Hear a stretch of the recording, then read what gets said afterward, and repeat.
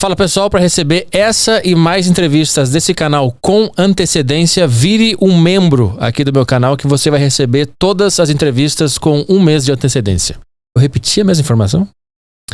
Repeti, né? 2 vezes. E esse programa é um oferecimento Notórios Investimentos. Se você tem mais de 300 mil reais de patrimônio e não sabe como alocar o seu patrimônio, ou seja, você já investe ele, mas não tem certeza se você fez as melhores escolhas, acesse agora Notórios Investimentos e agende uma reunião com a Notórios Investimentos para analisar o seu patrimônio e os seus investimentos. Vai lá, Notórios Investimentos. Bom, bem-vindos a mais um episódio aqui do meu podcast, que é o Arthur Petri Podcast, né? Hoje eu tô com um convidado que é vereador da cidade de São Paulo e exerce o seu 2º mandato aqui na capital do estado paulista, é o Rubinho Nunes. E aí, Rubinho, tudo bem, cara? Obrigado pela presença aqui no programa. Arthur, eu que agradeço pela oportunidade, é um prazer estar aqui com vocês e muito obrigado a todos que nos assistem também. Bom, a gente tá falando em off aqui que você veio direto da Câmara, você está fazendo presidindo uma CPI sobre moradias populares aqui em São Paulo. Vamos começar falando sobre esse assunto que está fresco. O que está rolando? Exato, eu sou presidente da CPI das HIS, as Habitações de Interesse Social. É um programa que foi criado em 2014 na gestão do Haddad. A ideia inicial, o conceito, era trazer iniciativa privada, as incorporadoras, para fazer apartamentos, moradias para as pessoas em situação de vulnerabilidade, para quem mora nas comunidades, para quem não tem moradia na cidade de São Paulo. A ideia é muito bonita no conceito, só que pela falta de criação de mecanismos de fiscalização, quando foi gerado o projeto lá na gestão Haddad, e também pela forma pouco prática, pouco pragmática que ela foi criada, acabou se tornando um ambiente para fraudes nas habitações. As incorporadoras, ao invés de vender os apartamentos para quem precisa, para as pessoas que não têm moradia, passaram a vender para investidores, passaram para vender para pessoas que têm renda muito acima da faixa que é estabelecida, e isso gerou uma série de denúncias, gerou já mais de 30 milhões de multas aplicadas pela Secretaria de Habitação, mas um problema muito maior, a Prefeitura deixou de arrecadar, a Prefeitura foi lesada em milhões, a gente estima que possa chegar em o número que deixou de ser recolhido pela Prefeitura ao longo do tempo por conta das fraudes praticadas. A CPI foi instalada em setembro e nesse momento tem ouvido construtoras. Como é que você descobriu isso?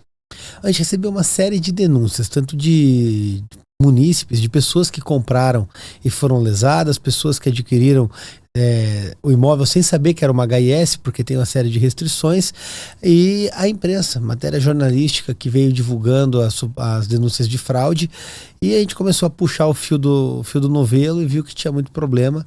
Coletar as assinaturas foi rápido e a gente agora está com a CPI para investigar. Então o que é? As construtoras, elas passam numa licitação, alguma coisa assim? Como é que funciona? Áreas da cidade são determinadas como ZEIs, Zonas de Interesse Social.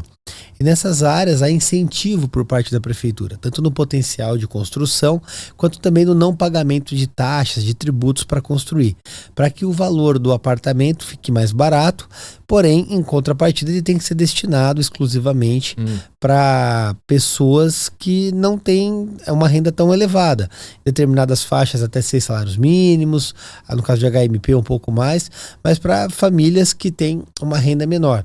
Infelizmente não é isso que foi praticado. A gente ouviu o CEO de uma imobiliária onde ele gravava vídeos ensinando como fraudar a HIS, dizendo que comprou 10 imóveis e que, por conta, nas palavras dele, por conta de uma sigla com 30% de desconto valeria a pena.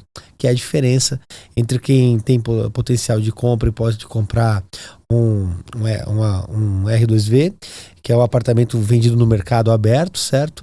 E quem iria comprar uma HIS, que é uma habitação de interesse social. Como o próprio nome diz, há interesse para o ente social, para que as pessoas mais pobres possam morar. A ideia central do projeto era que a gente começasse a tirar as pessoas das favelas, das comunidades e colocar em habitações seguras. Mas não é isso que aconteceu.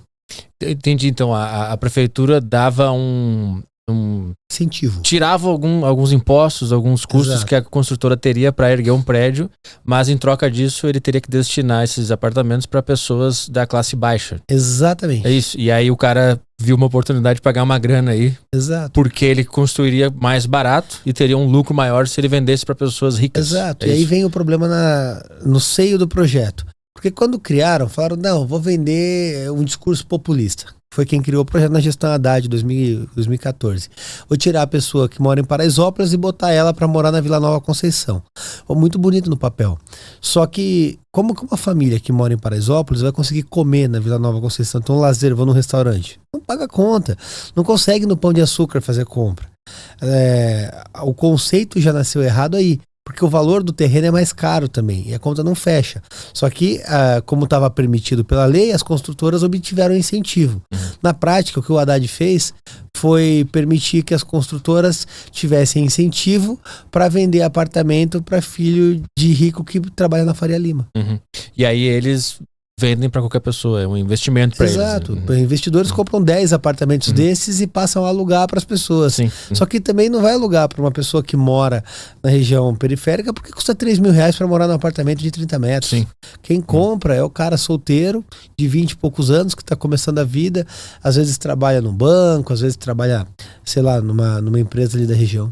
Então isso é uma coisa que eu até tinha separado para te perguntar, porque eu não sou daqui, né? Eu sou de Porto Alegre, eu moro aqui em São Paulo faz 5 anos.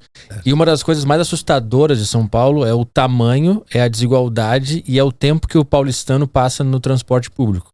Que é isso que acontece, né? O cara mora em regiões muito distantes de onde ele trabalha, né? E aí ele passa 3 horas em média no metrô e ônibus. Perde a vida inteira.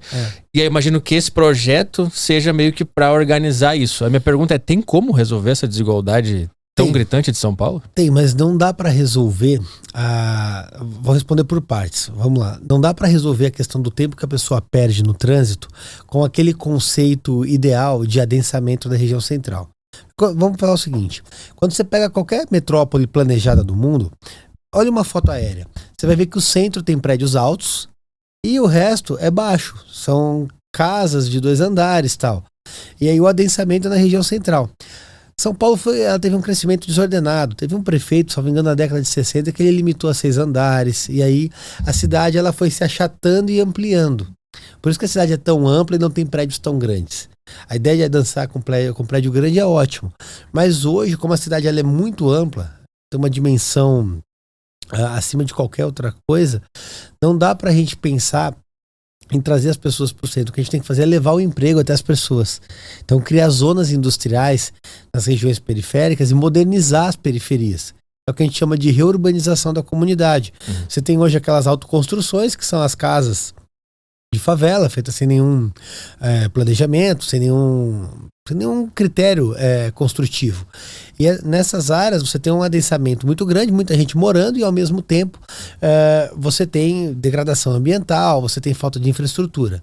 A forma de resolver é levar zonas industriais, postos de trabalho até essas regiões perto das pessoas, para as pessoas pararem de ter a necessidade de se locomover tanto tempo na cidade e ao mesmo tempo passar a reurbanizar esses locais, tirar as autoconstruções e começar a colocar apartamento. Mas tem como fazer isso? Tem.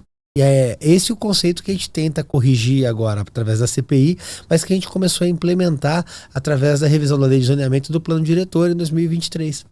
Parece que os empregos estão concentrados ali naquela região do Itaim Bibi, Vila Olímpia, toda aquela região para onde a galera mais vai trabalhar, né? Se a gente fala de emprego de escritório, o emprego Faria Limer, é por ali. Mercado imobiliário, etc.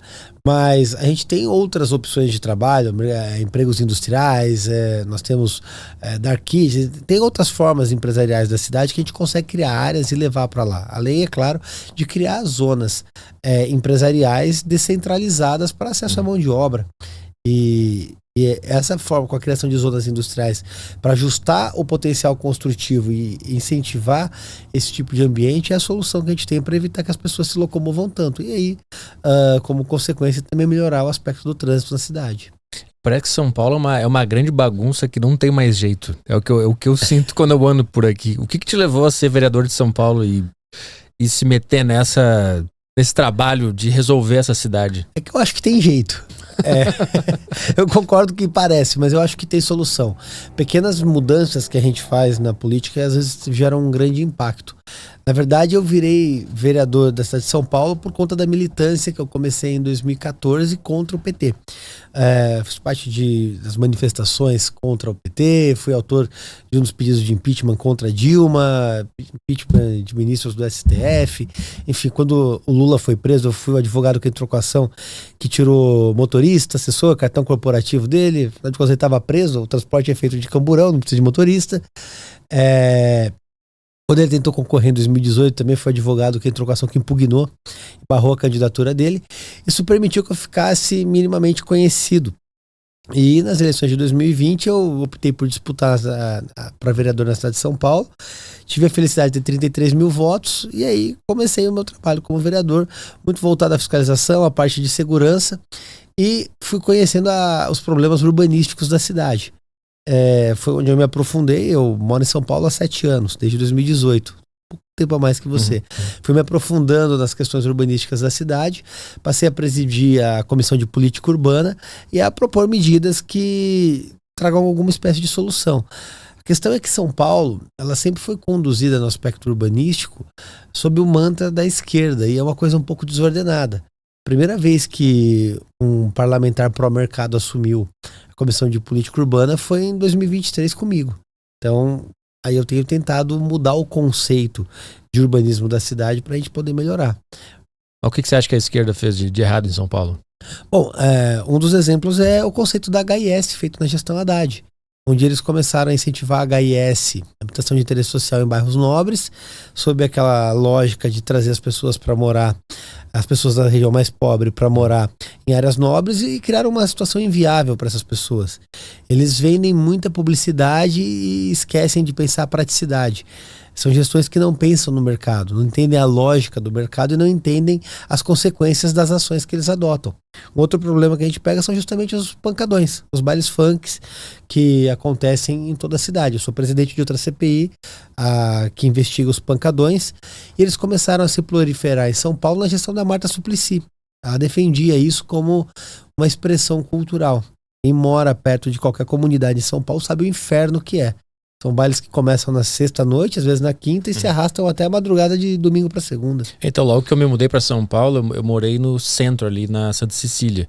Não era um pancadão que tinha do lado do meu prédio, mas era uma casa de shows, assim, que tocava música de quarta a domingo, e a minha vida virou um inferno quando isso aconteceu. Tanto que eu tive que me mudar. Eu me mudei para a República e não adiantou, porque ali também tem. Também. E eu tive que me mudar de bairro, que eu vim pra esse que eu tô agora, que é um pouco mais tranquilo, né? Então, isso me incomoda bastante também. Festa, baile, música. E eu lembro que eu acionava aquele PSIL, só que o PSIL, ele... Sei lá, os caras iam investigar em 8 meses a minha denúncia. E eu já tinha ido embora, já. Nem sei o que aconteceu com a minha denúncia lá. O PSIL, ele tem, na prática, aí, de 6 a 10 funcionários para acompanhar problema de perturbação de sossego em estabelecimentos comerciais ao longo de toda a cidade. É humanamente impossível que eles cumpram. Por isso que eu apresentei um projeto de lei que pega os poderes do PSIL de fiscalização e leva para a GCM. Que a GCM possa ir lá e, com o poder de polícia, com a capacidade dos guardas, e coibir esse tipo de perturbação de sossego. Só que, para aumentar a investigação, eu fiz um outro projeto que pega os poderes que a gente está levando para a GCM e leva para a PM via operação delegada, para que a Polícia Militar possa também autuar e multar esses estabelecimentos. Quando eu mudei para São Paulo, eu passei do mesmo problema que você. Acho que é uma iniciação. É uma iniciação. Eu morava perto de Paraisópolis, cara. Tinha o baile da 17 lá perto. Era um inferno. A janela do apartamento tremia. Igualzinho. Eu tinha um moleque meu filho tinha 1 ano de idade na época. Às vezes a gente pegava de fim de semana e ia pro interior, para onde nossa família mora, para escapar do barulho, porque a criança não conseguia dormir, a gente não conseguia dormir. E aí eu ficava pensando, se eu que tô um pouco longe não consigo, imagina um cidadão que mora numa habitação precária do lado. Sim. Tá enrolado. Então, mas essa CPI dos pancadões, ela foi crescendo e virou uma grande polêmica, né? Eu quero saber como é que começou essa CPI e mais, eu quero te perguntar por que o foco é no funk e não em qualquer barulho que esteja incomodando as pessoas. O foco não é no funk. Isso é uma marketing. Não, nem isso. Inventaram esse nome, então. A CPI é dos pancadões. Aquelas festas clandestinas que acontecem na comunidade, elas se chamam pancadão. O objetivo é investigar essas festas e o barulho que elas emitem. E aí, por consequência dessas festas e desse barulho, a gente descobriu a narcocultura, tráfico de drogas, prostituição infantil, contrabando, descaminho, roubo e furtos. Tudo isso atrelado a esses bailes. O dia que tem baile, aumenta o número de roubo e furto de moto, porque os caras usam para ir dar grau na comunidade. Eu faço operações com a polícia quase todo fim de semana. Eu já perdi a conta de quantas motos eu recuperei que tinham sido roubadas no dia. A gente lá no local acha o proprietário, ele vai buscar a moto. Foi roubada coisa de 5 horas atrás. O cara roubou só pra se exibir lá na festa. Ele fica empinando e destruindo a parte de trás da moto, raspando no chão, enfim. Tem vídeos da galera pulando em cima da moto pra destruir. Ele bota uma arma na cara do trabalhador, rouba a moto dele, que muitas vezes tá paga no carnê, pra ir zoar no baile. Isso faz parte da glamorização do crime, da narcocultura que tem lá. O tráfico de drogas lucra com a venda. A gente descobriu a lavagem de dinheiro do crime organizado. Eu acompanhei uma operação da Polícia Civil na Brasilândia que cumpriu mais de 40 mandados de busca e apreensão por lavagem de dinheiro do PCC em bares, adegas e tabacarias. Então, o problema é muito mais profundo. Meninas de 13 anos engravidam da tábua. Você já ouviu falar nisso? Não. Cara, é assim... Como é que eu vou falar pra não ficar zoado aqui no programa? Não, pode. Os caras colocam uma tábua no meio da rua. Aí 5, 6 sujeitos sentam lá e a menina vem tendo relações sexuais com todos, desprotegidas. Meninas de 13, 14 anos de idade. 13 anos é estupro de vulnerável, estupro é presumido, tá no Código Penal. Elas engravidam. Não sabe que é o pai, tem medo de denunciar. A vida dela já tá toda lascada, porque a menina de 13 anos tá no baile, eu imagino que a família dela não seja muito adequada. Como é que vai ser a vida da criança que vai nascer dessa criança? Então, assim, é um problema muito profundo. E aí, por conta disso, eu propus a CPI para investigar toda essa problemática, quem está por trás, e construir uma política pública para acabar com esses bailes. Eu recebo todos os finais de semana milhares de denúncias no meu Instagram, no meu WhatsApp, pedindo ajuda onde tem pancadão. O que acontece? O PT e o PSOL, eles defendem essas festas. Inclusive, tem parlamentares que mandam emenda para fazer esse tipo de festa. Na CPI, ela tem um cronograma. E dentro desse cronograma passa por investigar os bares, adegas, tabacarias, as gravadoras que tem os artistas, né, que se denominam artistas que fazem esse tipo de evento, e também, naturalmente, quem faz esse tipo de evento. Na fase mais recente, passou pela oitiva de alguns artistas que estavam lá. E isso gerou uma certa polêmica. O problema não é o funk. Se o cara estiver tocando forró ou ópera, vai dar na mesma. Só que a grande maioria das pessoas que faz esse evento é funkeiro. E aí, por conta disso, acaba se ouvindo essas pessoas. O que se tem é que o funk se tornou um meio de propagação da narcocultura, porque as músicas, eles dizem que narram o dia a dia deles. Mas você pega um funk que o sujeito fala: acabei meu trabalho na boca, vou pro baile, se encontrar playboy, vou falar que sou MC. O que está dizendo? Está enaltecendo, de certa maneira, o trabalho, entre aspas, o tráfico de drogas. As músicas enaltecem isso. E aí enaltecem o que a gente chama de narcocultura, que é uma maneira que a gente descobriu que o crime organizado utiliza para se estabelecer nessas comunidades. Mas aí você não acha que entra numa discussão um pouco subjetiva demais quando você analisa letras e bota ali um funkeiro para conversar sobre a letra dele, investigar sobre o que ele anda cantando? Porque se você parar pra pensar, sei lá, bandas de heavy metal, de metal, falam sobre, sei lá, Satã, sobre matar pessoas, sobre assassinato e todo mundo entende que tá no lugar da ficção, da arte. Eu sei que lá pode ser que realmente o cara cante o que ele faz na vida real, mas não tem como analisar pela letra de uma música se o cara tá fazendo algo na vida real dele. Entende onde eu tô tentando chegar? Por que você investiga uma letra de uma música? Não é a letra da música. A gente investiga a festa, o pancadão, de uma maneira geral. Na etapa da CPI, se investiga a organização delas e as raízes dessa organização, que está atrelada às pessoas que fazem o evento, que cantam, que tocam nesse evento. Uhum. Por conta disso, se investiga a ligação dessas pessoas com o crime organizado e o que elas tentam com isso. O Buzeira, por exemplo, estava convocado para ir na CPI, mas a polícia foi mais rápida que a gente e prendeu o sujeito. Isso demonstra que a gente está indo num caminho que tem ligação direta com o crime organizado. Tanto que a gente busca entender essas raízes no curso da CPI. O recorte que viraliza, às vezes é uma pergunta atrelada à letra, atrelada a algum outro detalhe, mas o conceito geral e a maior profundidade do que é discutido está justamente ligado ao crime organizado e como essas pessoas estão próximas dele. Inclusive a própria lavagem de dinheiro. Então, os cortes que viralizam são mais voltados para essa questão do ritmo, da qualidade musical ou da letra. É que é a narrativa que a esquerda tenta colocar. E aí, naturalmente, os MCs e as pessoas que foram lá geram os cortes deles, os vídeos são públicos nesse sentido. Se você for ver pela minha rede, por exemplo, é justamente no sentido oposto, onde a gente está buscando a verdade através da profundidade deles com relação ao crime organizado, a narcocultura. Bom, eu vou falar para a audiência aqui, faltou luz no meio da conversa, então pode ser que tenha acontecido algum corte estranho aí no meio do papo. A gente estava falando sobre a discussão com o Chavoso da USP, eu estava pedindo para o Rubinho contextualizar aqueles cortes que viralizaram, né, deles discutindo bastante veemência, inclusive teve uma ordem de prisão no meio da discussão ali. Conta a história inteira de como é que é a tua história com o Chavoso da USP. Bom, esse sujeito, ele se apresenta como um estudioso, um intelectual e que seria um defensor da manutenção dos bailes. Ele acha que aquela desordem, aquele caos é uma grande expressão cultural. Fala isso porque não conhece com profundidade a realidade ou simplesmente quer lacrar para determinado público. Porque a grande maioria das pessoas da comunidade sofrem com aquilo diariamente. E nas perguntas que estava tendo ali, a gente estava aprofundando o assunto sobre o crime organizado. E ele fez uma afirmação de que havia algum vereador que era do PCC. Eu perguntei para ele, quem é o vereador do PCC? Você precisa informar. Naquele momento, ele se recusou a informar e alguns outros vereadores começaram a interferir. Eu subi o tom com ele para tentar extrair a informação para que ele dissesse, porque ele está ali na qualidade de testemunha, está sob juramento, tem dever de prestar com a verdade. Então, ele se recusou a prestar com a verdade, não informou, o que é muito fácil. Você chegar aqui e falar, olha, o PCC tá ligado ao teu podcast. Isso é uma acusação grave.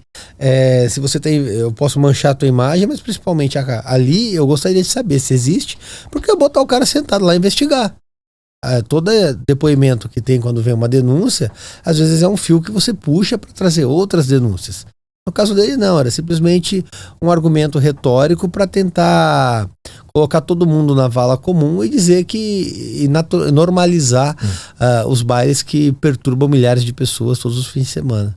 Mas para fazer o advogado do diabo aqui, no clipe ele não fala PCC, né? A pergunta foi, existe crime organizado nas favelas? Aí ele falou que existe em todos os lugares, inclusive nessa casa. Exatamente. Ele não nomeou PCC, ele não disse que tinha alguém da Câmara. É que a pergunta foi sobre, se ele disse que tem nessa casa, eu preciso saber quem é. Esse é o ponto. Eu vi o clipe, eu não achei tão grave assim o que ele falou, porque eu entendi o ponto que ele quis trazer. É um argumento retórico. Foi um argumento retórico que ele usou muito bem naquele momento ali, conseguiu fazer o próprio corte, só que o nosso objetivo é entender a profundidade do PCC. É uma coisa que eu acho que não deveria existir, isso é um câncer na sociedade, é uma organização que que deveria ser enquadrada como uma organização terrorista. Eles dominam territórios, eles espalham o caos, estão enraizados em diversas camadas e é nosso dever, enquanto agente público, enquanto investigador, saber essa profundidade. Eu vejo que as pessoas falam muito folclorizando isso e até glamorizando, que é o que a gente fala que a narcocultura faz, glamoriza o crime organizado para que as pessoas achem aquilo como uma expressão de poder, de respeito, de cultura, e não é. Quando você fala de uma organização criminosa, você tem que apontar. É a mesma coisa que serem dizendo que a Al-Qaeda está em todo lugar. Você vai achar isso interessante? Não. São bandidos, tem que ser tratado como tais.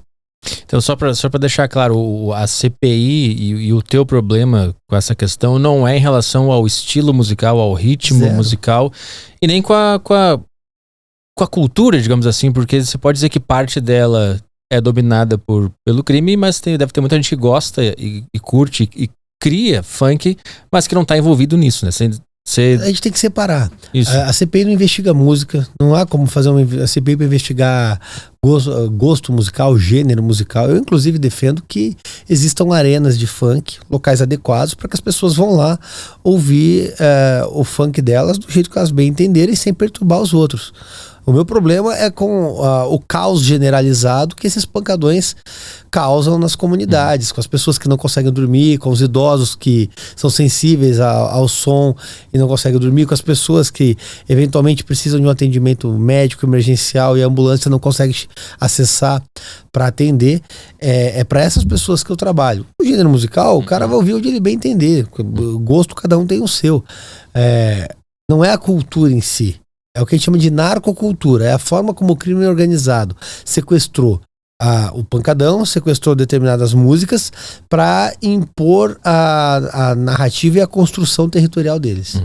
E o que já foi descoberto? Quantos meses tem a CPI? A CPI, ela tem quase 5 meses funcionando. E nesses 5 meses, quais foram os desenvolvimentos? Bom, o primeiro ponto é que há uma falha grave na fiscalização quando da construção dos estabelecimentos que organizam esses bailes, bares, adegas e tabacarias, que são essenciais para a existência do baile, pois são eles que contratam os DJs, os MCs, são eles que lavam dinheiro para o crime organizado e são eles também que fornecem bebida, que é o que cria o ambiente para essas festas.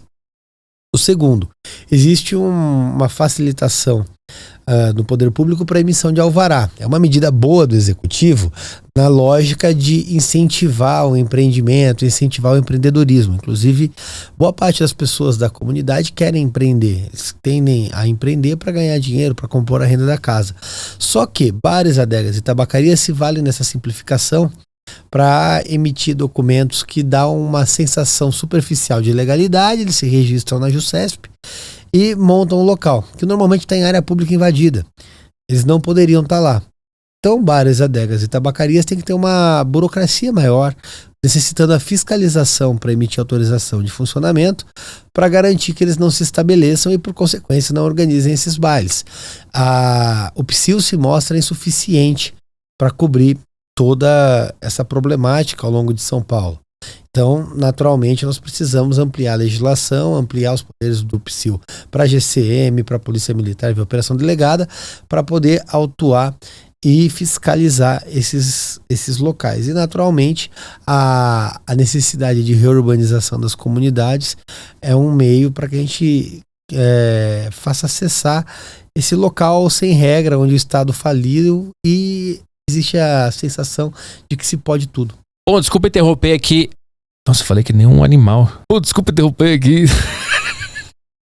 Desculpa interromper aqui essa conversa, mas para receber as minhas entrevistas completas, sem merchan e com antecedência, vire um membro do meu canal aqui para ter acesso a esses conteúdos. E esse programa é um oferecimento Notórios Investimentos. Se você tem mais de 300 mil reais de patrimônio e quer aprender a investir, ou se você já investe o seu patrimônio, mas não tem certeza se ele está de acordo com os seus objetivos e com o seu perfil, acesse aí Notórios Investimentos e agende uma reunião com o grande Felipão lá, que é o meu consultor de investimentos. Você vai conversar com ele e você vai tirar todas as suas dúvidas para você conhecer a Notórios Investimentos, tá bom? Cuide do seu patrimônio com a Notórios Investimentos.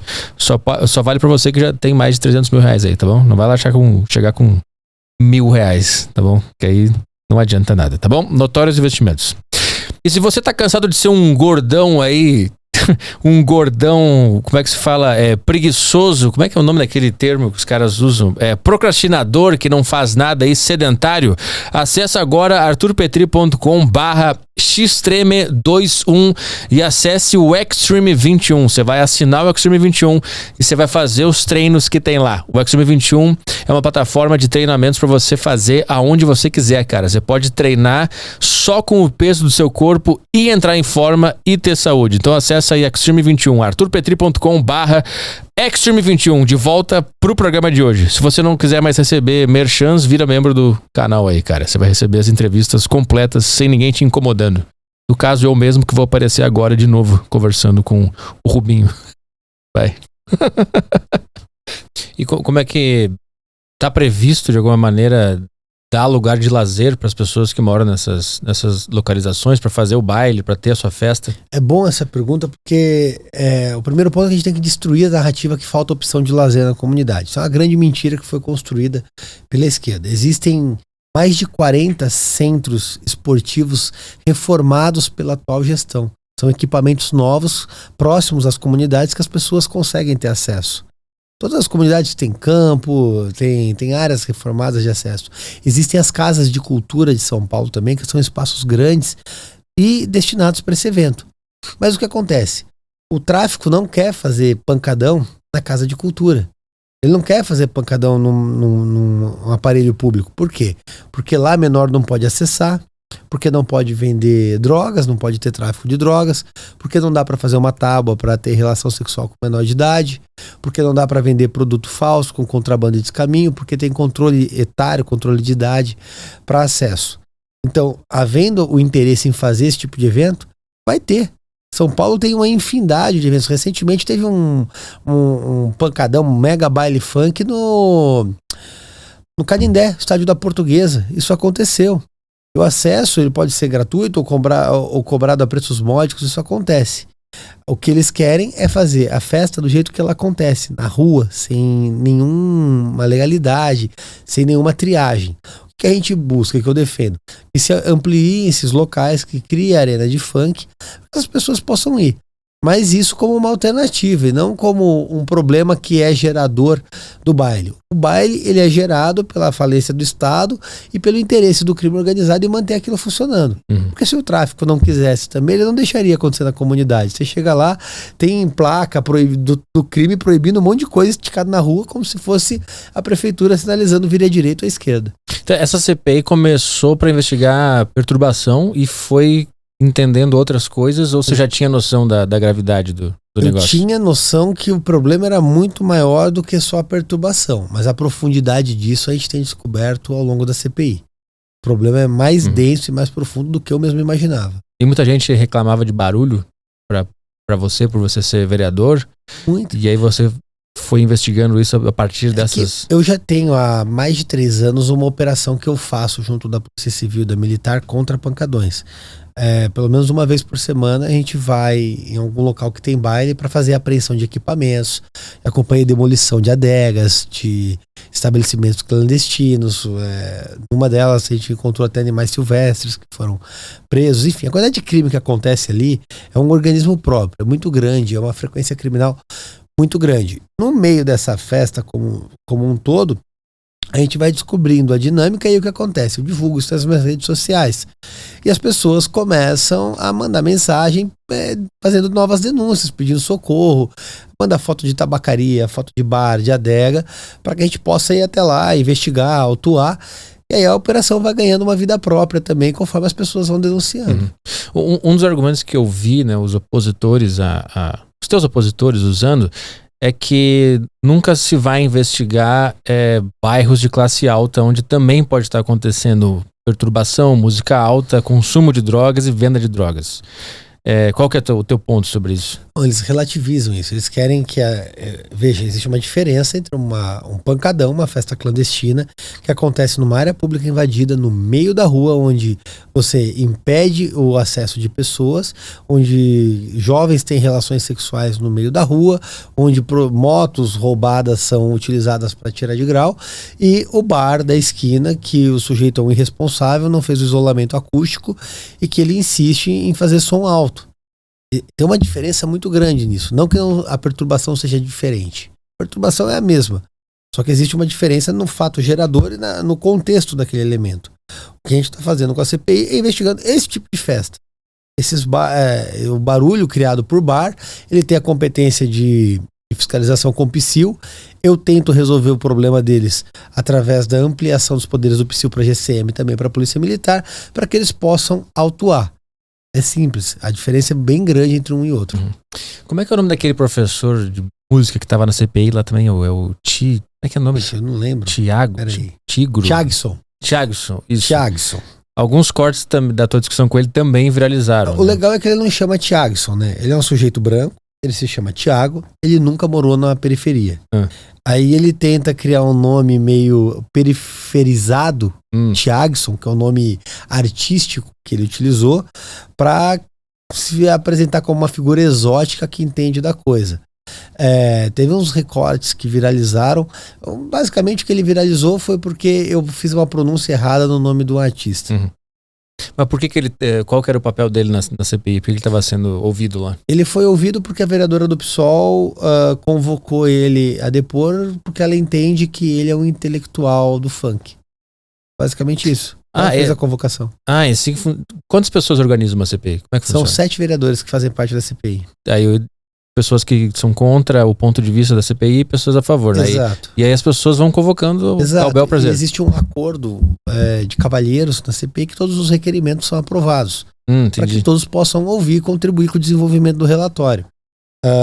Teve uma outra mulher também, uma intelectual do funk, não me recordo o nome dela que foi a vereadora do PSOL, Amanda Pascoal, que convocou.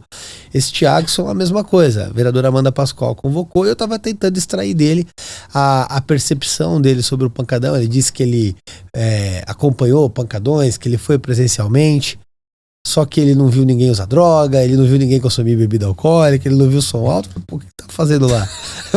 Cara, não é possível. Entendi. E aí ele falou, não, porque a cultura da periferia, eu falei, tá aí, você morou aonde? Não, eu morei na Bela Vista.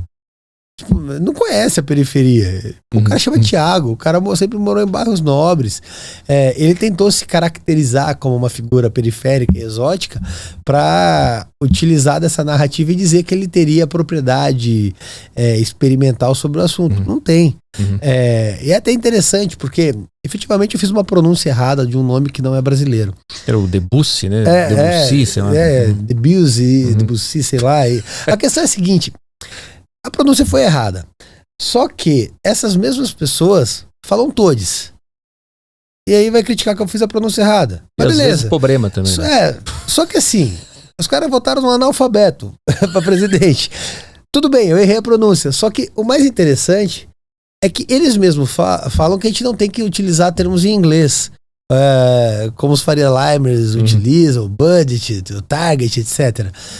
Que tem que utilizar o português. Então a pronúncia correta seria em português. Ou você vai exigir de quem fala inglês ou alemão que faça a mesma pronúncia que nós. Teria que mudar o nome funk também, né? A questão é que quando você não consegue argumentar o fato, quando você não consegue argumentar o mérito, aí você utiliza a carta gramatical para tentar descredibilizar de alguma maneira a pessoa com que você está debatendo. Eu sinto muito. Se o meu erro foi falar uma pronúncia errada, pelo menos eu não votei no Lula. Mas agora eu entendi o lance. Então tem uma mesa ali que compõe a CPI e as pessoas vão convocando. Aí chega um dia, sei lá, mas quarta-feira você lê no papel, lá tá o doutor em funk. E eu sou o presidente. Eu tenho que ser obrigado a fazer perguntas pra ele. Entrevistando o doutor em funk. Foi uma mulher, cara, isso foi incrível. Ela falou que ela se apresentou como uma intelectual do funk. Tá. Eu fiquei pensando, né? Tipo, Platão falou que só sabe que nada sabe. Essa criatura que tá aqui da minha frente é uma intelectual, ela sabe tudo, ela tem a certeza do saber. E aí eu tive que ficar lá sabatinando a pessoa porque a Amanda Pascoal fez a gentileza de convocá-la. E você não pode não fazer nenhuma pergunta? Posso, só que aí eu vou estar diminuindo o debate do outro vereador. E pelo acordo da CPI, a gente sempre tenta sabatinar, pelo menos de alguma maneira. E aí ela tem que ouvir alguém formado em música clássica, sei lá. Você vai levar um dia lá. Eu poderia fazer isso, seria interessante. Uma boa sugestão. Quem que você convoca lá para participar? Bom, normalmente eu convoco donos de adega, tabacaria, representantes das forças policiais, convoquei o representante do PSI, o representante do poder público, para que a gente possa aprofundar o problema. Também moradores que possam relatar a experiência deles. O Chavoso foi nesse mesmo sentido. Foi na mesma toada. Alguém chamou e você teve que entrevistar o cara. Na CPI a gente foi fazendo essa batina. Entendi. Parece que eles levam umas pessoas pra dar mostrar um outro lado sobre a cultura. Vai de tudo. E a gente tenta ouvir de tudo. E é interessante pro desdobramento da CPI entender a perspectiva de quem pensa contrário. Eu quero entender a perspectiva do organizador. Eu quero entender a perspectiva do cara que defende aquilo. Porque por mais que eu discorde, eu preciso entender a ótica dele para propor uma solução. Não é na porretada, por mais que seja à vontade, que eu vou resolver. Acontece que o argumento deles é sempre o mesmo, expressão cultural, falta de opção. E não é bem isso, a gente está em São Paulo. São Paulo é uma megalópole cultural, tem opção cultural para tudo. Mas também é um pouco disso, né?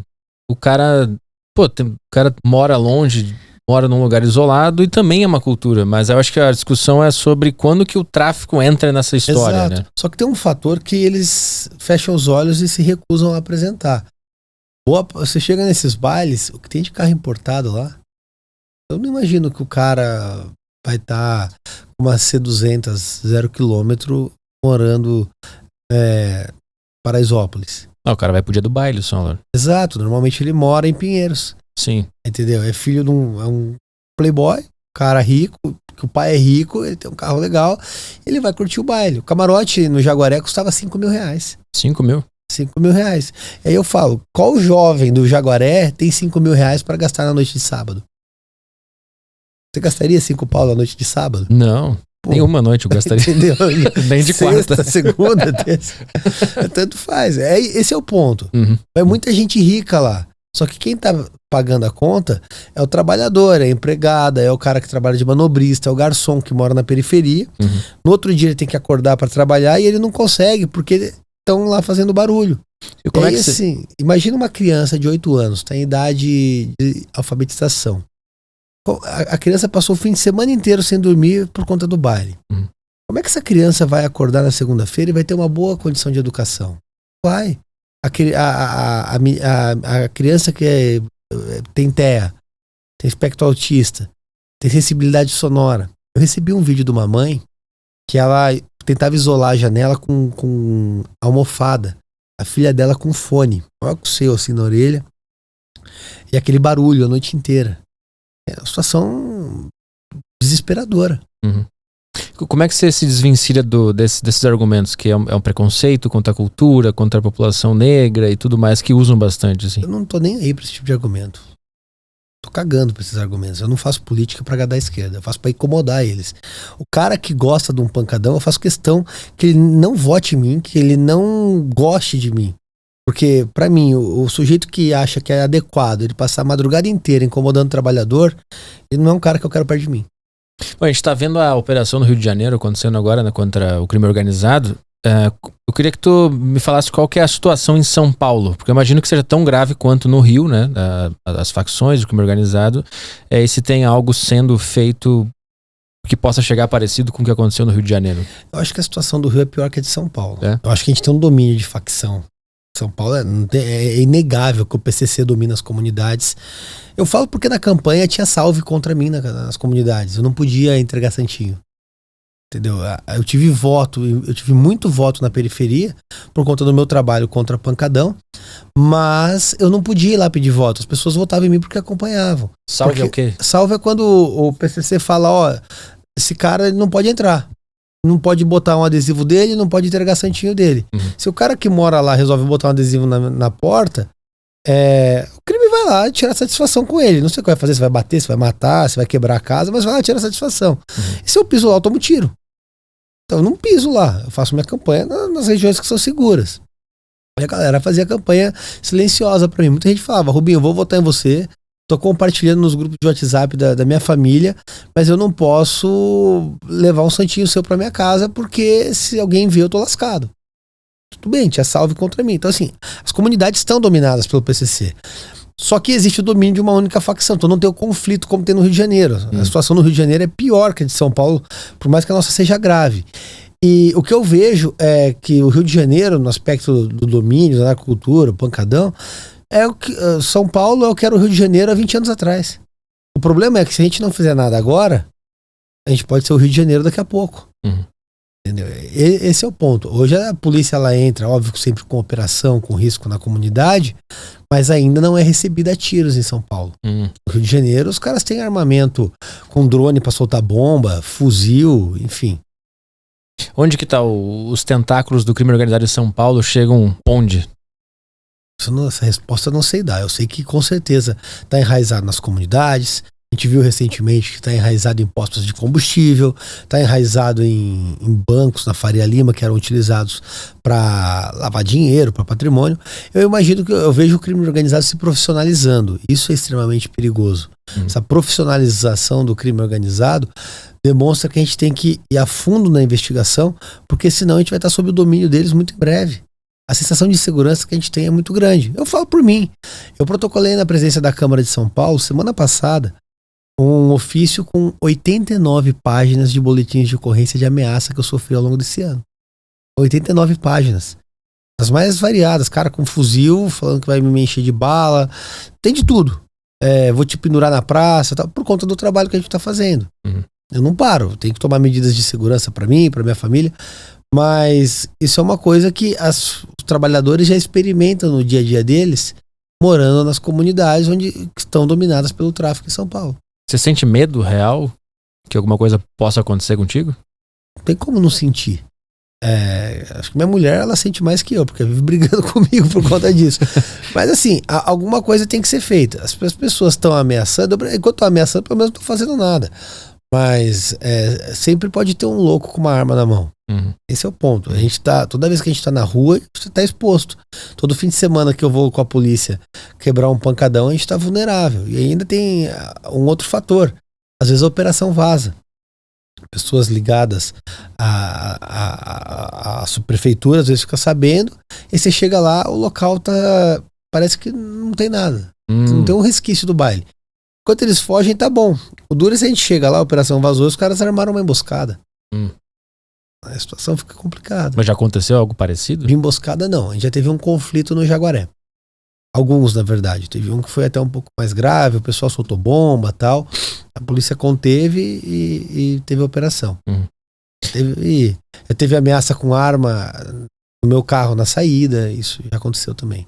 Isso daqui naquelas operações que você posta no seu canal no YouTube? Exato. Você vai lá acabar com a barulheira e tal? Exato. Nessas operações. Tipo uns vlogs, pra quem não sabe, tem tipo uns vlogs que ele grava dessas operações pra acabar com a barulheira lá. E aí é nessas que rola essas ameaças, essas coisas nessas que assim. aconteceram, quando a gente tá fazendo, naturalmente muita gente é impactada. Esses caras, a gente dá prejuízo pra quem organiza o baile. A estratégia dá prejuízo.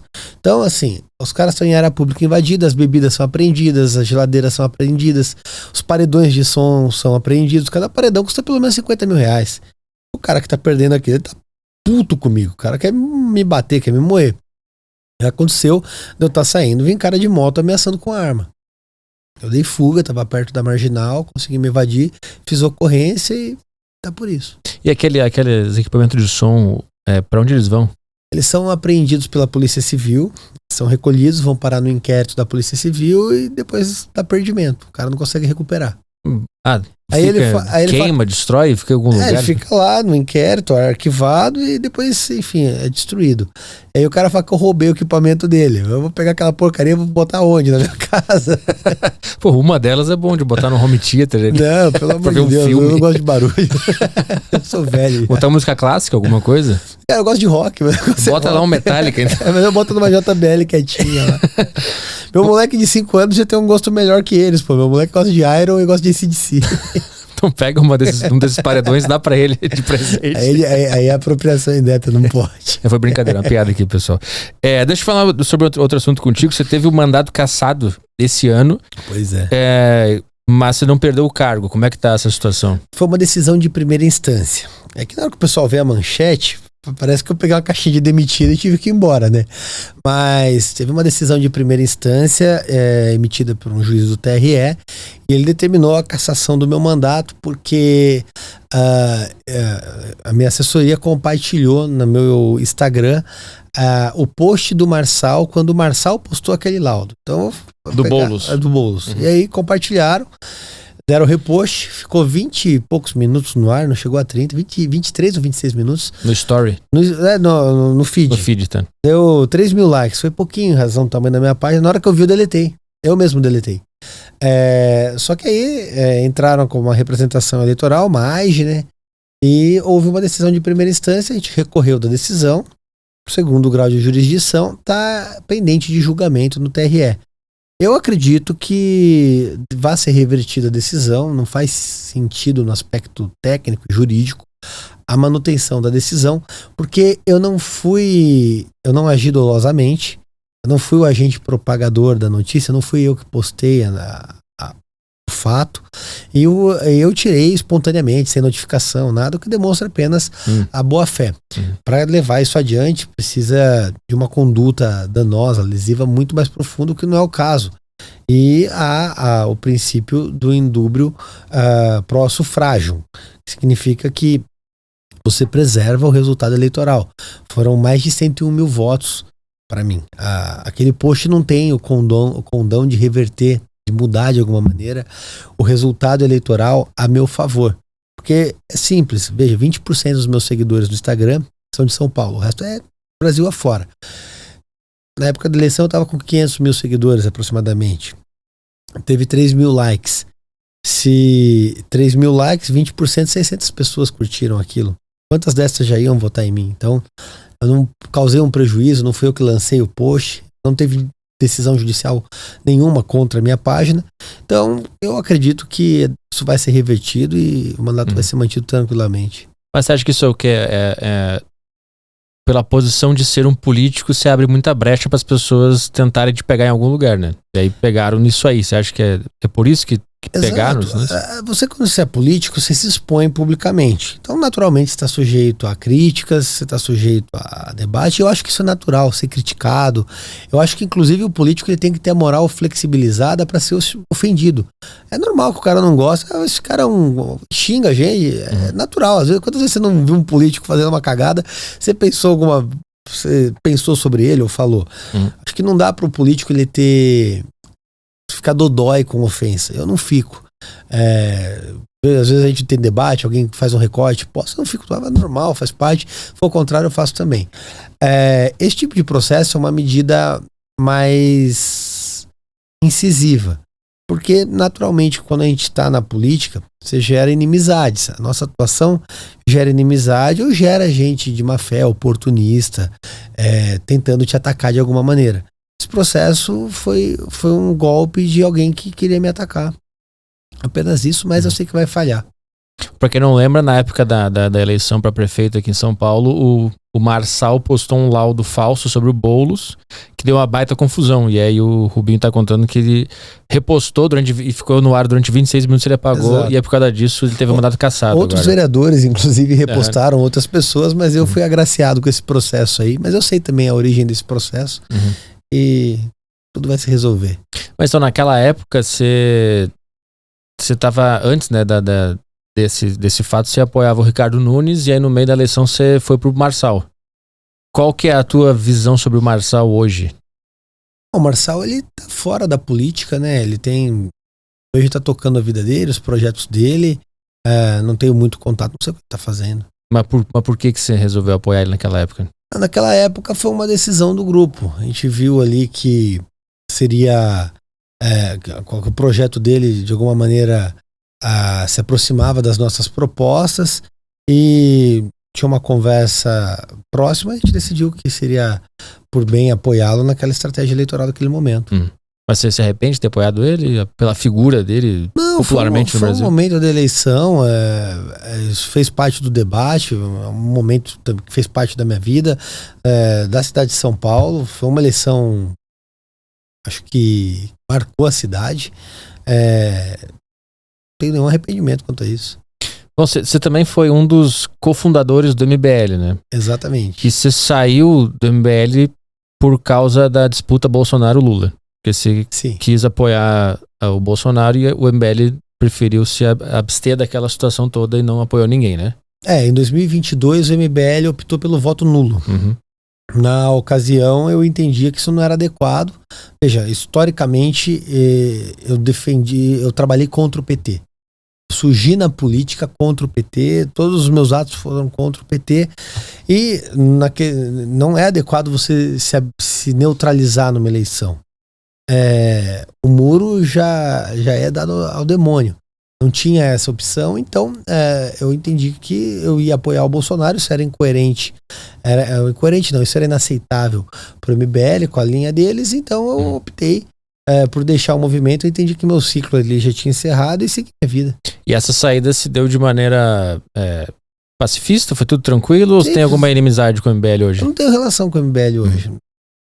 Eles tocam os projetos deles, a vida deles, e eu toco a minha. E como é que você vê a fundação do Partido Missão e eles entrando agora com bastante força, principalmente na internet, né, crescendo bastante? Como é que você enxerga o papel deles na política hoje? Eu desejo boa sorte para eles, espero que eles tenham um resultado condizente com o trabalho que eles fizerem. E como é que tu enxerga o bolsonarismo hoje? O bolsonarismo hoje está sob ataque. O Bolsonaro, ele está sequestrado, está encarcerado. Naturalmente, eu vejo que existe um momento de vendetta do Lula contra ele, uma vingança. O Lula, ele não quer justiça contra o Bolsonaro. Ele quer se vingar do Bolsonaro, ele quer sacanear o Bolsonaro. Eu vejo que ele fica tentando fazer isso o tempo todo, mas o Bolsonaro, ele representa não só o bolsonarismo, ele representa um grito de todos aqueles que estavam de saco cheio de ter que engolir os candidatos tucanos porque não tinha um candidato de direita no país. Eu votei no Aécio porque era o que tinha contra a Dilma. E foi assim com o Alckmin, com o Serra, não tinha uma opção de direita no Brasil. Bolsonaro deu voz a tudo isso quando ele saiu candidato em 2018, quando ele se posicionou e ele estimulou que outras pessoas como eu fizessem isso. E, naturalmente, ele foi o elemento catalisador que deu origem a toda a direita hoje no país, que as pessoas conseguissem se posicionar, ter uma linha, claro, uns de um jeito, outros de outro, mas numa corrente contra o PT. Por isso meu apoio a ele em 2022. Nas 2 eleições que ele disputou para presidente, eu votei nele no primeiro e segundo turno. Então quando tu saiu do MBL, foi uma convicção de que o Bolsonaro era bom e não foi aquela coisa do menos pior. Só porque o outro é o Lula, então a gente teria que apoiar o Bolsonaro. Não, eu sempre tive uma linha mais próxima do Bolsonaro, sempre tive uma linha mais à direita, sempre uma questão pessoal minha. Eu sempre tive uma linha muito conservadora e muito anti-PT. Quando você faz faz parte de um grupo, você se adapta àquele grupo, às vezes nem sempre gostando do que está sendo feito, mas por estar ali dentro. Já estava no momento que eu entendia que não cabia mais para mim. Então, para mim, faz sentido ter um caminho totalmente aberto com as minhas convicções. E é o que eu tenho trilhado até hoje e tem mostrado bons resultados. Tanto que saí de 33 mil votos para vereador em 2020 para 101 mil em 2024. Me corrija se eu estiver errado, mas em 2021 você saiu do partido, qual que é que você estava? Do Patriotas, porque você se opôs ao Flávio Bolsonaro entrando no partido, né? Do PSL, sim. É isso, é o Patriota por conta disso. Não, foi uma decisão do movimento que era adequado sair, e aí você tá dentro, você faz isso. Não foi uma coisa tua individual? Não, era uma decisão do grupo como um todo. Você tá dentro de um grupo, você tem que trabalhar com ele. Entendeu? E é justamente por isso que eu prefiro caminhar 100% com o que eu penso. Deixa eu entender, então, na época o grupo decidiu que o Flávio Bolsonaro ia entrar no partido. Não. Me explica essa situação. A gente estava num partido pequeno, chamava Patriota, que a gente ganhou a eleição. E naquela época eu fazia parte do MBL. Iniciou uma tratativa a nível nacional, a Flávio até então entrar. E aí a decisão do grupo foi que eu deveria sair. Tá bom, eu saio. Por quê? Porque você estava no MBL. Porque eu estava no MBL e não seria adequado estar junto. Entendi. Exatamente, para o MBL estar junto com o Flávio não era adequado. Entendi. Aí naquela época você preferiu... Pessoalmente eu não tenho nada contra o Flávio, inclusive gosto dele. Saquei. Mas aí na época, como você estava no MBL, você preferiu... seguir o grupo. Exato. Entendi. E aí este seguir o grupo, naturalmente, com o passar do tempo, você vai falar, isso cabe a mim ou não? Entendi. Se você sente que não cabe a você, não é adequado você continuar lá. Porque é desleal com quem tá lá, é desleal com os seus princípios, com você mesmo, é desleal com as pessoas que apoiam. Então, eu prefiro ser totalmente franco, transparente e seguir minha vida de acordo com o que eu sou.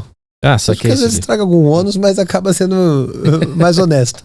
Mas então, agora você tá num grupo mais alinhado ao Bolsonaro. Também não é estar num grupo e meio que na mão de um estilo? Eu tô no União Brasil. Eu sou o vereador do União Brasil, faço parte, e o partido me dá liberdade para trabalhar conforme eu bem entendo. Isso eu gosto muito do partido. Eu sou livre para ser eu. Pelas minhas convicções, eu vejo que o conservadorismo, a linha direita, é o que o Brasil precisa e é a solução para o nosso país. E aí, dentro disso, é muito melhor caminhar com pessoas que estejam totalmente alinhadas nesse princípio. Bom, ano que vem vai ter eleição para presidente, né? A gente está chegando no fim desse mandato do Lula. Como é que você avalia esses 4 anos de Lula? Uma tragédia. Eu acho que das gestões do PT, essa é a pior de todas, e tá aí a resposta para quem achava que vai ser igual ao Bolsonaro, vai só deixar tocar. Esse governo do Lula é um governo voltado ao ataque aos adversários, à perseguição, é um governo voltado à censura, tentativa de regulação das redes, regular o que as pessoas pensam, o que as pessoas falam, como as pessoas podem se posicionar, tudo é motivo de processo. A gente vê o caso do Léo Lins tomando aí 8 anos de prisão por contar uma piada boa ou ruim, não é caso de processo, ele é um personagem que tá naquele momento. Mas isso tem a ver com o PT? Tem a ver com o momento criado pelo PT como um todo. A narrativa, o discurso imposto pela agenda do PT, a vitimização, a cultura woke, o ativismo judicial, o excesso judicial, a criminalização do pensamento contrário, isso tudo está atrelado à política de governo. E isso tudo vai gerando esse ambiente no país.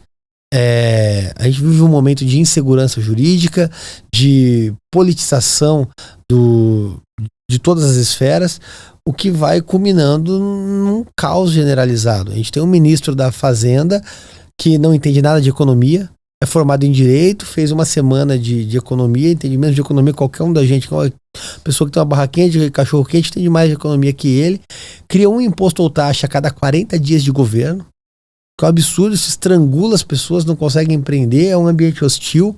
A política externa do Brasil, ela é completamente ideologizada, atrelada a ditadores, a autocratas aliados ao Lula. A gente está falando de Cuba, Venezuela, o afastamento do Brasil do eixo democrático do Ocidente, tanto que gerou essa sobretaxa criada pelo Trump ao Brasil, justamente por conta do isolacionismo criado pelo governo Lula. A gente vive o completo desgaste da imagem política do país perante o mundo, e isso porque pegaram um sujeito descondenado e colocaram de volta na cadeira presidencial, dando amplos poderes para ele perseguir seus adversários. Mas perante o mundo ou perante os Estados Unidos? Perante o mundo. O Brasil se isola cada vez mais, porque o Brasil passa a fazer negócios com ditaduras. O Brasil foi o pioneiro da ideia de criar uma moeda do BRICS. Isso gera ruído com os Estados Unidos, com os aliados dos Estados Unidos, gera ruído com o mercado europeu. Isso prejudica o país como um todo. O Brasil se isola da Argentina, porque o Lula resolveu interferir na eleição argentina. Mas como parceiro comercial, você não acha a China uma boa também? Até melhor que os Estados Unidos? Mas para ser parceiro comercial da China, você precisa defender o Nicolás Maduro ou você precisa simplesmente oferecer um mercado de produtos adequado? A China não está preocupada com quem vai ser aliado ideológico do país. A China está preocupada em ter o mercado de produtos. Eu acho que no mercado você simplesmente vende, exceto se você está falando de um criminoso de guerra. O Lula vai fazer o quê? Ele vai lá e mantém negócio com criminosos de guerra. O Lula recebeu navios iranianos na costa do Rio de Janeiro, o que, mesmo sob alerta dos Estados Unidos, que eram navios suspeitos de transporte de produtos nucleares, inclusive urânio enriquecido. Deixou atracar aqui na costa. Isso vai isolando o país do mundo cada vez mais e deixando claro que a política brasileira é uma política voltada ao aspecto ideológico e não ao aspecto comercial. A China faz negócio com todo mundo, contando que seja conveniente para ela, diferente do Brasil. Então, o que eu vi é que essa taxação do Trump favoreceu a China e, por tabela, o Brasil. E, inclusive, sem querer, acabou elevando a popularidade do Lula. O que elevou a popularidade do Lula foi a narrativa construída a partir de então. Mas a taxação do Trump, ela foi construída através da sequência de erros de política externa, de diplomacia, cometidos pelo Lula. E prejudica necessariamente o agro brasileiro, o comércio de laranjas, por exemplo, para os Estados Unidos, tanto que o governador Tarcísio teve que entrar em campo para tentar reduzir as tarifas e melhorar o ambiente. Porque, infelizmente, o governo brasileiro ele tenta interferir, por exemplo, em eleições estrangeiras, o que já gera mal-estar na largada. O Lula apoiou o Biden. Qual é o papel do Lula em interferir na eleição do presidente dos Estados Unidos? Ele tinha que ficar quieto, com neutralidade, deixa eles fazerem a eleição. Mas não é normal isso, os presidentes dos países darem pitaco? Porque eu lembro que o Trump dava pitaco, né, sobre o Bolsonaro. Mas não é adequado que fique dando pitaco. Achei que era uma ainda coisa...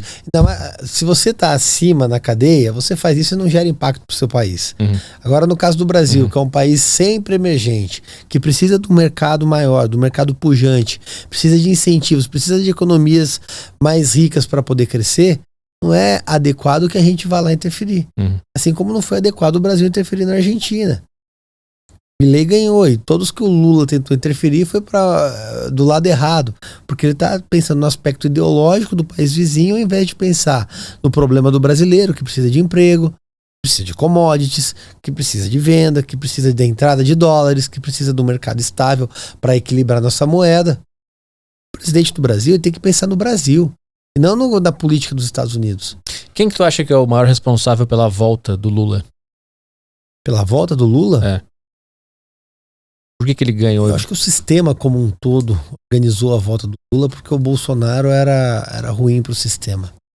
Quando a gente para analisar, a volta do Lula foi construída através da anulação das condenações dele, porque o primeiro ponto é que o Lula ele não foi absolvido de nada.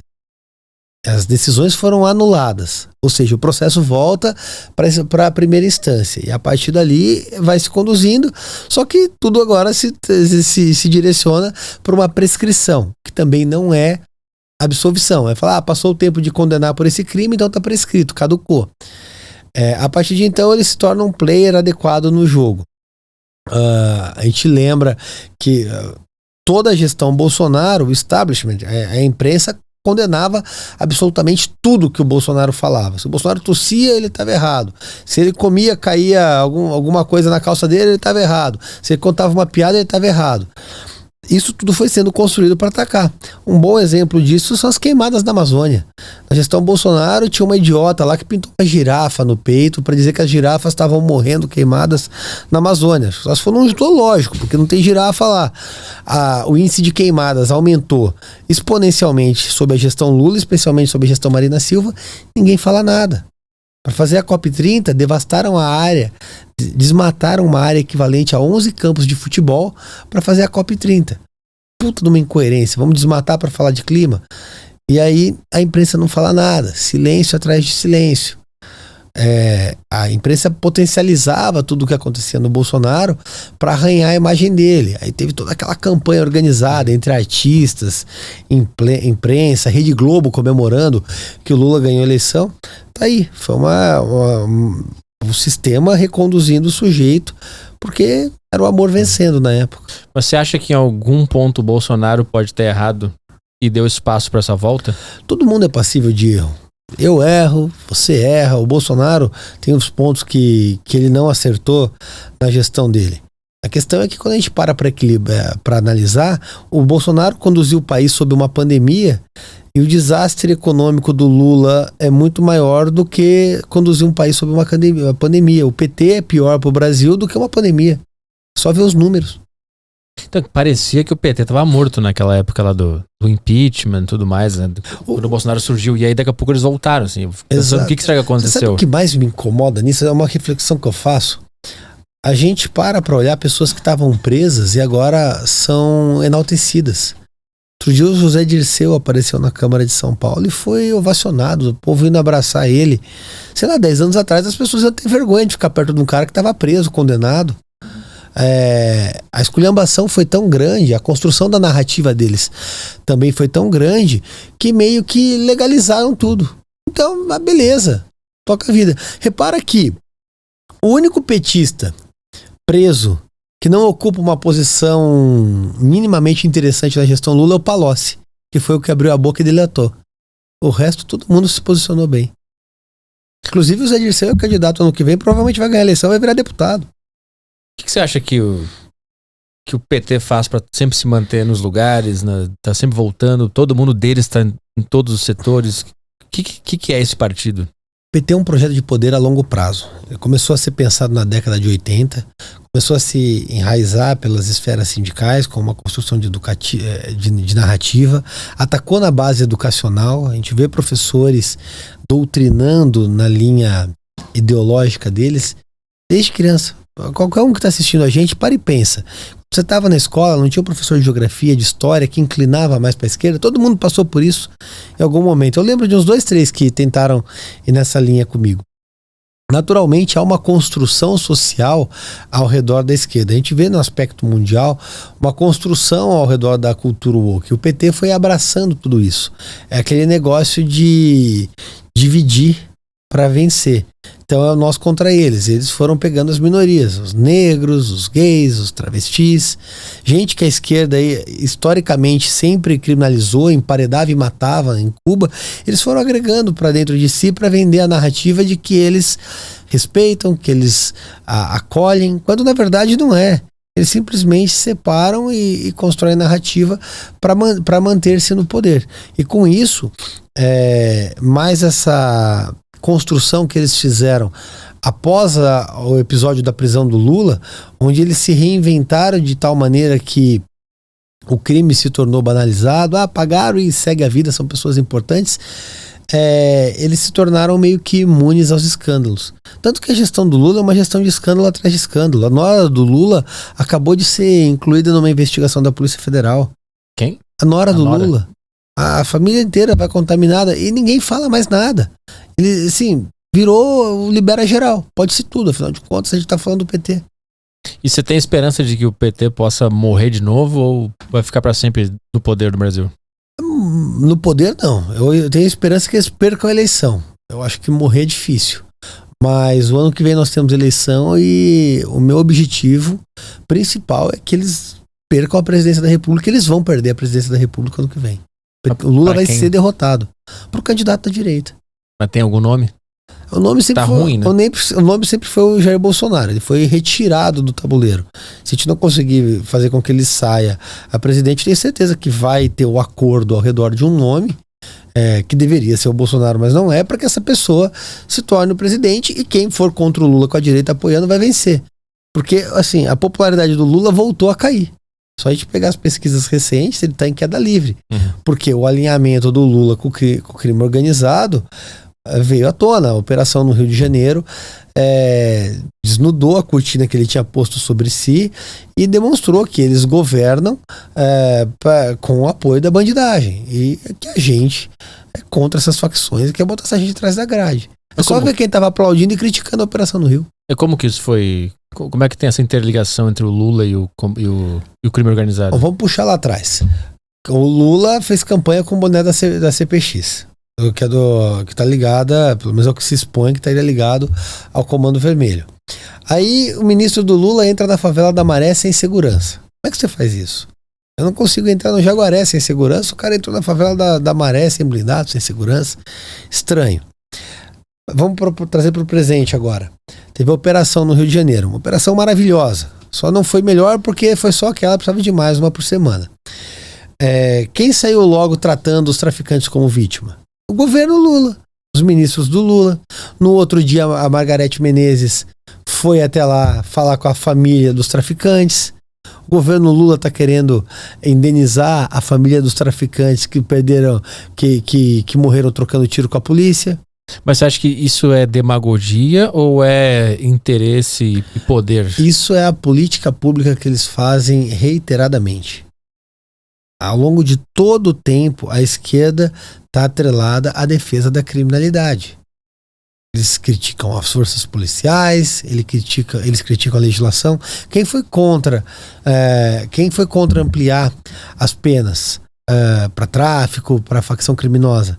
Quem é contra equiparar facção criminosa à organização terrorista? O governo Lula.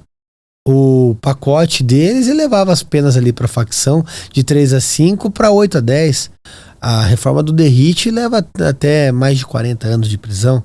E aí quem está criticando o relatório do DERIT é justamente o Lula. Inclusive o Lindbergh, líder do governo, ficou indignado porque o PL antifacção foi dado a relatoria para o capitão Derrite, que é secretário de Segurança de São Paulo, que foi policial militar, se não me engano foi membro da Rota, E eles preferem que dê para algum idiota defensor dos direitos humanos, talvez, sei lá, pro Janones. Tem como acabar com essa ligação do crime organizado no governo, no Estado? Qual força teria que fazer para conseguir eliminar isso? Bom, primeiro a gente tem que endurecer as leis contra o crime organizado. Passa por aprovar o relatório do DERIT, transformar a ligação com o crime organizado, crimes hediondos, equiparar a organizações terroristas, fazer com que as pessoas que sejam presas por liderar ou fazer parte de facção criminosa cumpram até 85% da pena no regime fechado, que as conversas sejam monitoradas, trabalhar para estrangular as facções criminosas mesmo, desarticular elas, expropriar os bens quando apreendidos. Isso tudo contribui para que a gente fortaleça o Estado no combate a essas organizações. Vamos ver umas perguntas aqui dos nossos ouvintes que eles mandam na nossa plataforma lá no Patreon. Deixa eu pegar uma aqui, ó. O Mário mandou o seguinte. Ele falou que viu o teu perfil no Instagram lá e viu que você bate bastante no Lula e no PT, mas ele quer saber quais as melhorias que você pretende trazer para o trabalhador de São Paulo. Tá, eu não entendi a relação do Lula e do PT com o trabalhador, mas... O que ele falou foi assim, eu vi no teu Instagram, você só fala de Lula e PT, isso que ele quis dizer. Ele quer saber de coisas sobre o trabalhador. Ah, tá, essa foi a pergunta. Cara, eu sou responsável, por exemplo, do projeto que cria educação financeira na rede pública de ensino de São Paulo.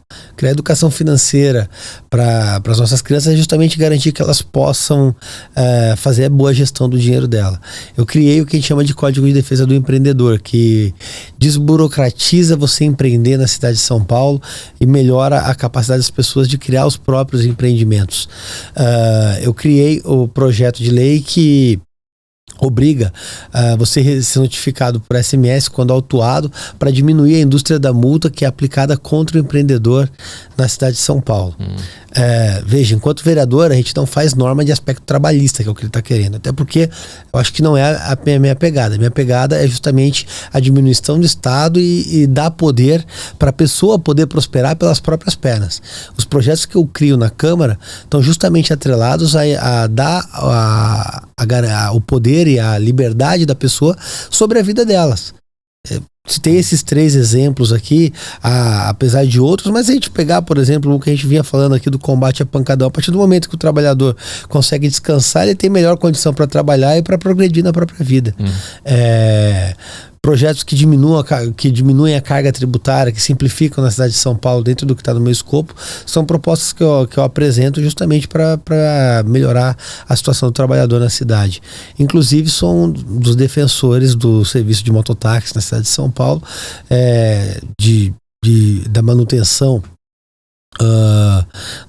do serviço por aplicativo, plataforma por aplicativo na cidade, que naturalmente fomenta o mercado como um todo. O que foi? Você teve uma polêmica com o STF, né, sobre as mototáxis? É que na cidade o prefeito tentou proibir o mototáxi, ele entende que não seja adequado para a cidade, outras pessoas entendem que isso gerou uma discussão e recentemente o STF decidiu que normas que proíbem o mototáxi são inadequadas e estão permitindo o serviço na cidade. Então dessa vez ficaram do teu lado. Exato. Pois é. Às vezes a gente vê isso. O Daniel Oliveira mandou o seguinte: você votaria no Renan Santos para presidente? Não. E só para terminar, eu queria te fazer uma pergunta. Ninguém fez, mas eu achei que eu ia fazer. O custo de vida em São Paulo tá complicado, né? O aluguel tá cada vez mais caro. Tem como melhorar isso ou tem que ir embora mesmo? Cara... Ou até na tua alçada de vereador, tem algo que dê para fazer em relação a isso? Ao custo do aluguel? O custo de vida na cidade, de maneira geral. O custo de vida na cidade é extremamente caro. Eu falo isso por experiência própria. Quando eu vou para o interior, a gente compara e verifica. Veja, eu acho que o custo de vida na cidade está diretamente atrelado ao mercado da cidade, às ofertas da cidade, ao custo de moradia, mas também às opções, e ao custo São Paulo, que está diretamente atrelado à carga tributária, a despesas com segurança, normas que melhorem o ambiente empresarial da cidade, que tornem ele menos complexo, menos burocrático e menos caro, contribuem para diminuir o custo. Mas eu não vejo nenhuma solução significativa que a Câmara de São Paulo, com o vereador, possa fazer para diminuir o custo como um todo. O que a gente tem que pensar é na cidade enquanto membro da Federação Brasil, e que é lesada justamente porque apenas uma ínfima parcela do que arrecada fica na cidade. A gente tem um problema muito maior que se chama Pacto Federativo. Hoje, a maior parte do que você arrecada vai justamente para a União. E aí uma parte menor fica no estado e só a menor parte fica na cidade. E aí justamente por conta disso, o custo da cidade fica elevado. Se a pirâmide fosse invertida, boa parte do dinheiro ficaria no município e aí naturalmente a carga tributária da cidade seria menor, o ambiente seria mais fértil, propício para empreender.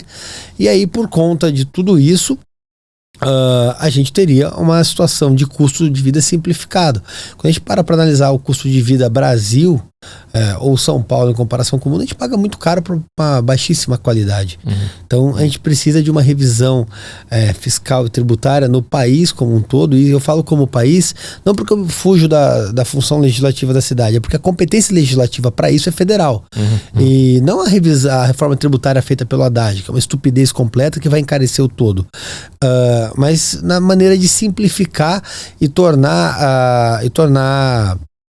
a vida do cidadão melhor. Existe uma coisa que chama curva de Laffer.